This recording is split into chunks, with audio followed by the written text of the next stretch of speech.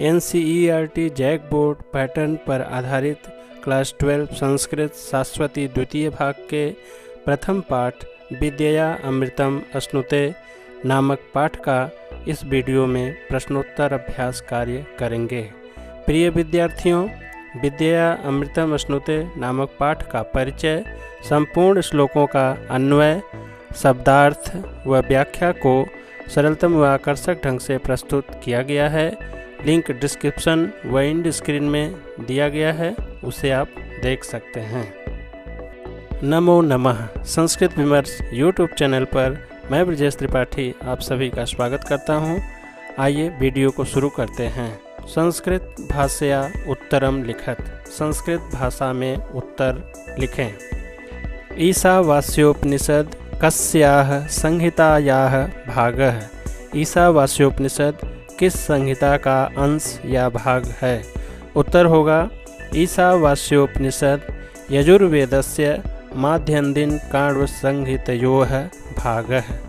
अर्थात ईशावास्योपनिषद यजुर्वेद के माध्यन्दिन व काण्व संहिता का भाग है। जगत सर्वम कीदृशम अस्ति। यह संपूर्ण जगत कैसा है? उत्तर होगा जगत सर्वम ईशावास्यम अस्ति। अर्थात यह संपूर्ण जगत ईश्वर से परिपूर्ण है। पदार्थ भोगः कथम करणीयः। पदार्थों का भोग कैसे करना चाहिए? उत्तर होगा पदार्थ भोगः त्याग भावेन करणीयः। अर्थात पदार्थों का भोग त्याग भावना से करना चाहिए। शतम समाह कथम जिजीविषेत। 100 वर्षों तक कैसे जीने की इच्छा करनी चाहिए? तो उत्तर होगा कर्माणि कुर्वन् शतम समाह जिजीविषेत। अर्थात कर्म करते हुए ही 100 वर्षों तक जीने की इच्छा करनी चाहिए। आत्महनोजनाः कीदृशं लोकम गच्छन्ति। आत्महंता लोग कैसे लोक को प्राप्त करते हैं? आत्महनोजनाः असूर्यानां लोकम गच्छन्ति। आत्महंता लोग प्रकाश रहित या असुर से संबंध रखने वाले लोक को जाते हैं।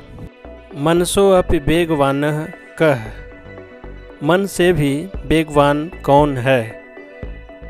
श्लोक में लिखा है मनसो अपि वेगवान आत्मा अस्ति। मन से भी वेगवान आत्मा है। तिष्ठन्नपि कः धावतः अन्यान अत्येति। स्थिर रहते हुए भी कौन दौड़ते हुए लोगों को पीछे छोड़ देता है? तिष्ठन्नपि आत्मा धावतः अन्यान अत्येति। स्थिर रहते हुए भी आत्मा दौड़ते हुए लोगों को पीछे छोड़ देता है। अंधन तमः के प्रविशन्ति। अंधकार से युक्त लोक को कौन प्राप्त करता है? ये अविद्याम उपासते ते अंधन तमः प्रविशन्ति। जो लोग अविद्या की उपासना करते हैं वे अंधकार युक्त लोक को प्राप्त होते हैं। धीरेभ्यः ऋषयः किम श्रुतवन्तः। धीर लोगों से या ऋषियों से क्या सुना गया है? धीरेभ्यः ऋषयः श्रुतवन्तः यत् विद्यया अन्यतेव अविद्यया अन्यत्। धीर लोगों या ऋषियों से सुना गया है कि विद्या का अन्य फल है और अविद्या का अन्य ही फल है। अविद्यया किम तरति। अविद्या से किसको पार करता है? अविद्या मृत्युम तरति। अविद्या से मृत्यु को पार करता है। विद्यया किम प्राप्नोति। विद्या से क्या प्राप्त करता है? विद्यया अमृतम प्राप्नोति। विद्या से अमरता को प्राप्त होता है। रिक्त स्थानानि पूरयत। रिक्त स्थान को पूर्ण करें। इदम सर्वम जगत। रिक्त स्थान हमने पहले मंत्र में पढ़ा है कि ईशावास्यमिदं सर्वम यत् किंच जगत्याम जगत। तो रिक्त स्थान में ईशावास्यम हो जाएगा। वाक्य बनेगा इदं सर्वम जगत ईशावास्यम। अर्थात यह संपूर्ण जगत ईश्वर से परिपूर्ण है। माँ गृधः रिक्त स्थान। माँ मत गृधः लोभ या लालच। रिक्त स्थान में होगा कस्य स्विद् धनम। वाक्य बनेगा माँ गृधः कस्य स्विद् धनम, अर्थात लोभ या लालच नहीं करना चाहिए। यह धन किसका है, अर्थात किसी का नहीं। शतम समाह रिक्त स्थान जिजीविषेत। शतम समाह 100 वर्षों तक जिजीविषेत जीने की इच्छा करनी चाहिए। तो कैसे जीने की इच्छा करनी चाहिए? कर्माणि कुर्वन्। वाक्य बनेगा शतम समाह कर्माणि कुर्वन् जिजीविषेत, अर्थात 100 वर्षों तक कर्म करते हुए जीने की इच्छा करनी चाहिए। असूर्यानाम लोका रिक्त स्थान आवृता है। असूर्यानाम लोका, असूर्या नाम जो लोक है, आवृता है, किससे ढके हुए हैं? रिक्त स्थान में होगा अंधेन तमसा। वाक्य हो जाएगा असूर्या नाम लोका अंधेन तमसा वृता है, अर्थात असूर्या नामक जो लोक हैं वह घने अंधकार से ढके हुए हैं। अविद्योपासकाः रिक्त स्थान प्रविशन्ति। अविद्योपासकाः जो अविद्या की उपासना करते हैं, प्रविशन्ति प्रवेश करते हैं, रिक्त स्थान में होगा अंधन तमः। वाक्य होगा अविद्योपासकाः अंधन तमः प्रविशन्ति, अर्थात जो अविद्या की उपासना करते हैं वे अज्ञान रूपी अंधकार में प्रवेश करते हैं। प्रकृतिम प्रत्ययम च योजयित्वा पद रचनाम कुरुत। प्रकृति और प्रत्यय को जोड़कर पद रचना कीजिए। तेज धातु से कत प्रत्यय शब्द बनेगा त्यक्तः। क्री धातु सर्त प्रत्यय शब्द बनेगा कुर्वन्। तत् शब्द तसिल प्रत्यय के साथ ततः। प्रकृति प्रत्यय विभागः क्रियताम। प्रकृति प्रत्यय को अलग अलग करके लिखें।